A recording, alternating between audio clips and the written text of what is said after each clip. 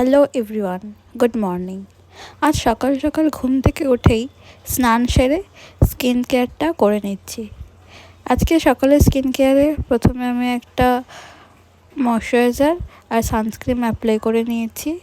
আর এইসব অ্যাপ্লাই করার আগেই আমি ওটা শ্যুট করতে পারিনি, যেটা আইস নিয়ে পুরো স্কিনটাকে ভালো করে রাব করে নিয়েছি। সকাল সকাল স্নানটা হয়ে গেলে মনে হয় না কতটা কাজ শেষ হয়ে গেছে, ঠিক তাই। তারপরেই চলে গেলাম পুজো দিতে। সকালে স্নান করার পর পুজোটা দেওয়া হয়ে গেছে, তারপরেই ব্রেকফাস্ট করে নিলাম ছাতু মুড়ি দিয়ে।